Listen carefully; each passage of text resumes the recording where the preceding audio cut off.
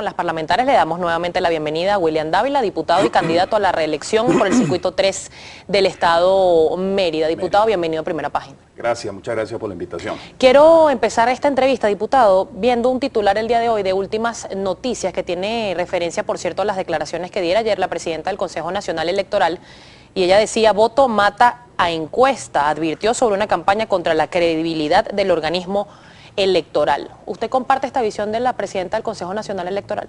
Bueno, en primer lugar, aquí no hay ninguna campaña. Los sectores democráticos, la Mesa de la Unidad Democrática, ninguno de nosotros estamos interesados en descalificar al CNE. Muchas veces el propio CNE o algunos sectores mayoritarios del CNE, lo que con su conducta generan una percepción en donde la imparcialidad y la objetividad muchas veces no existe. Entonces, son ellos mismos los que tienen que dar un cambio de actitud, de conducta. Incluso esa declaración, voto mata encuesta, ¿a qué va dirigido? Las encuestas son una herramienta de medición política, de medición cualitativa, que todo candidato hace, que todo bloque de organizaciones hace en un momento dado, sobre todo cuando hay campaña electoral. ¿Qué quiere decir eso de voto mata encuesta? O sea, ¿acaso es que nosotros estamos desconociendo la fuerza cualitativa, el valor que tiene o cuantitativa que tiene el voto? Nosotros no estamos desconociendo, ni estamos fabricando encuestas para desacreditar al CNE, ni mucho menos ese instrumento fundamental que tiene el pueblo, que es el voto. Una cosa es la voluntad soberana del pueblo y otra cosa es la voluntad del gobierno o la voluntad del CNE. Y es el pueblo el que se va a expresar. Por eso yo le digo a todos los que me están escuchando en este momento, que me están viendo a través de este programa, y al pueblo de Venezuela, el voto es secreto. Más bien es el gobierno es el que busca, con su conducta, de crear la sensación que el voto no es secreto. ¿Con qué intención? Con la intención precisamente de generar miedo, de amedrentar, de crear la sensación de que si tú eres un funcionario público, trabajas en la policía, trabajas en un organismo público y vas a votar por la oposición, te van a descubrir el voto. Eso sí está en contra de lo que debe ser el principio del respeto y de la transparencia del voto del elector. Entonces, ahí donde el CNE más bien, ¿por qué no saca una declaración y reafirma el voto es secreto? Aquí no hay ningún tipo de riesgo de que se vulnere el voto. ¿Por qué no envía una declaración pública, en general un comunicado, en donde se reafirme ese principio de la democracia, que es la transparencia del voto, que el voto es secreto, que el CNE va a velar porque precisamente se garantice ese principio fundamental, que es la pulcritud del voto, que el voto es del pueblo, que el voto no es de ningún organismo público, ni ningún partido político, ni mucho menos del gobierno? Diputado, el día de ayer la presidenta del Consejo Nacional Electoral también dejó ver, o entre luces, que no era secreto que Carlos Vecchio no podía ser candidato por el estado Monagas de cara a estas elecciones parlamentarias. Ella aseguraba que la mesa lo sabía y que incluso las bases, en este caso de Voluntad Popular, lo sabían. ¿Cómo queda entonces el electorado de Monagas en este caso si no van a tener candidato, y cómo se puede interpretar que aún sabiendo que la mesa que no podía ser candidato, ¿por qué lo postularon? Bueno, ¿por qué no dieron otro nombre? Ahí es donde esa conducta de la presidenta del CNE es como que si fuera ella una secretaria política del Comité Central del PSUV. O sea, en vez de ella buscar la manera, porque fíjate, el principio fundamental del derecho electoral es que tú tienes que privilegiar al elector, tú tienes que facilitarle al elector el ejercicio de su derecho y del candidato que se presente en esa oportunidad. Con Del Vecchio, como con muchos otros candidatos que han sido inhabilitados, le aplicaron pues una serie de disposiciones que va más allá realmente de la realidad de las cosas.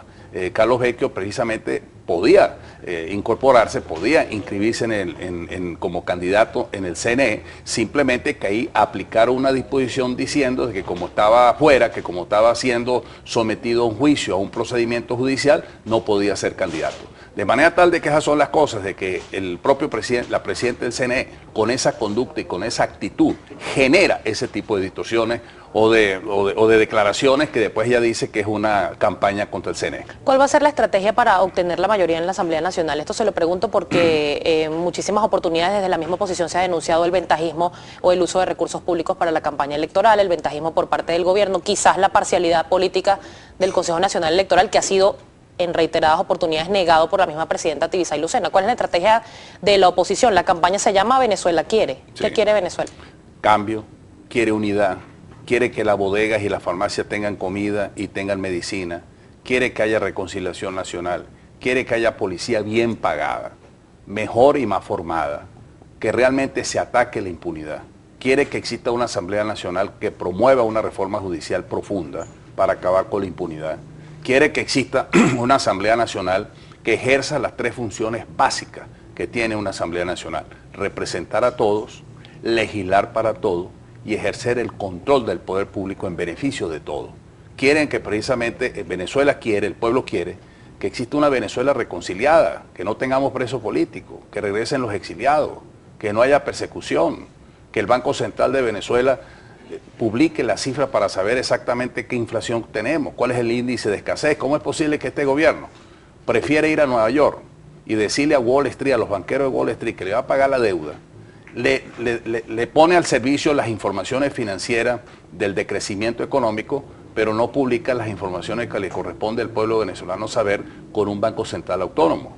Venezuela quiere que precisamente esas colas y ese desabastecimiento se acabe, que se acabe porque se ponga a producir los factores nacionales y regionales, que privilegiemos la producción nacional y no sigamos con esa política de importar. Venezuela quiere aquella estrategia de producción hecho en Venezuela.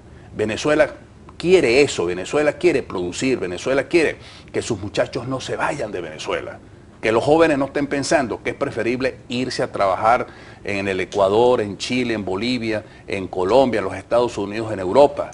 Venezuela quiere tener universidades con buenos presupuestos, que las universidades funcionen, que se aplique el criterio realmente en función de la ciencia y la tecnología. ¿Cómo pretendemos nosotros competir sin eso? El tema educativo, ¿por qué no se discute como tal y por qué no se aprueba el presupuesto total a las universidades, sino a través de créditos adicionales y el presupuesto incompleto, que es una de las denuncias que hace la gente de la UCB? Claro, pero fíjate, es que es un mundo bizarro lo que existe muchas veces en la Asamblea. Se prefirió, cuando se planteó el tema de discutir la seguridad, el problema de la inseguridad, la tiranía de la mayoría prefirió discutir la producción de CNN en español, antes que entrar a fondo a discutir el problema de la inseguridad. O sea, que la Asamblea está ajena a los problemas de la gente. Bueno, no, y eso es lo que Venezuela quiere, una Asamblea Nacional que debata sobre los temas que a los venezolanos les interese, quiere, sobre los temas que realmente palpitan en el corazón del pueblo. A mí me angustia mucho esa inmigración que tenemos hoy día de jóvenes, sí, porque antes teníamos diáspora, es decir, jóvenes que se iban porque habían estudiado afuera, pero no perdían su vinculación con Venezuela. Hoy día la gente se quiere ir para no volver más. Yo no quiero eso para mi país.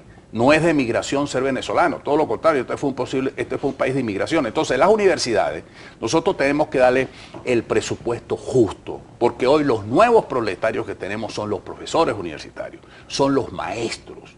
Si nosotros queremos acabar el tema de la inseguridad y luchar contra la impunidad, mira que hay un problema que a mí me preocupa, que es la deserción escolar. Muchos muchachos, muchos niños no siguen ya ni en el preescolar, ni en las escuelas, ni en la educación media posteriormente, porque sus padres no tienen cómo darle la comida, no tienen cómo comprar sus útiles escolares, y eso está generando un problema, y no es con operativos especiales o LP y ese tipo de cosas como vamos a resolver el problema estructural de la violencia y de la inseguridad. Entonces, Venezuela quiere un país diferente, realmente Venezuela quiere cambio.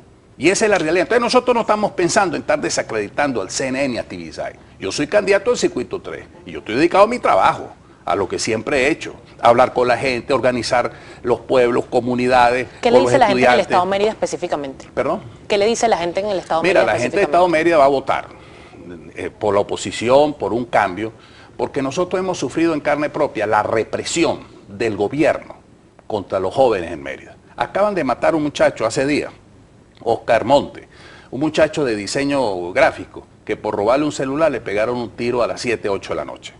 Eso está ocurriendo en Mérida. Hay una inseguridad, hay una vinculación entre inseguridad y delincuencia organizada. ¿Se está aplicando la OLP en este momento en Mérida? Mira, en Mérida no se está aplicando la OLP, sino, vamos a decirte, han dicho que lo van a llevar a ciertos sectores de cierta comunidad, pero donde lo han llevado, cuando digo no lo han aplicado, es decir, en el Estado de forma general, no lo han hecho, sino selectivamente. Donde han aplicado la OLP, ahí les ha faltado precisamente analizar la realidad como es. Han buscado a los muchachos y los matan. Es decir, han violado también derechos humanos.